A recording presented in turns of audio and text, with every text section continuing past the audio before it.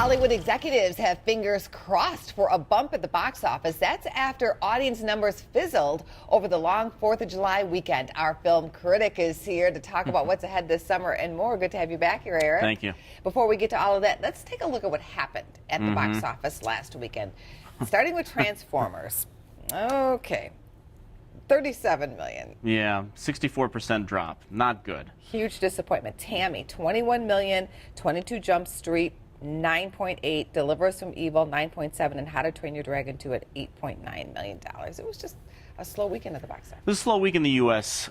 Box office, but Transformers is up to $600 million worldwide, so there's really no disappointment there. I have a theory about why the box office was slumping over the weekend. Okay. I think we can blame it on the weather.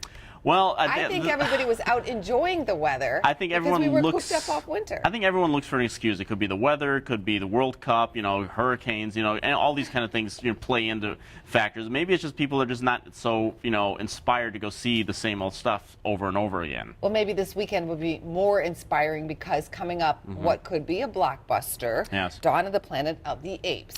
Yeah, well, we're sort of commenting on the weak box office in the U.S. I mean, summer box office compared to last year is down 18%, and we're sort of at the midway point of no return, if you will, because there's not really a whole lot of real big potential blockbusters in the last 2 months. But Dawn of the Planet of the Apes, the reviews on this have been blockbuster. I did get a chance to see it, and it's terrific. It's really one of the best films this summer. What did you like about it? Well, I mean, first of all, the visual effects are second to none. The motion capture technology of the Apes, you haven't seen anything quite like this before. It has sort of a real similar sort of storyline message, the way that How to Train Your Dragon 2 did, sort of this anti-war and how there's sort of good and evil on all sides of factions. It's a really intelligent kind of blockbuster, really a lot of good action in the movie, and it's a really sort of remarkable piece of technology. You also brought with you a number of summer hopes that are yet to come. So the Dawn of the Planet of the Apes we have this weekend, but then Guardians of the Galaxy and the Expendables 3. Yeah, these are sort of the ones that I'm sort of looking at sort of on a worldwide influence at the box office. I mean, Dawn of the Planet of the Apes, the first one did almost half $500 million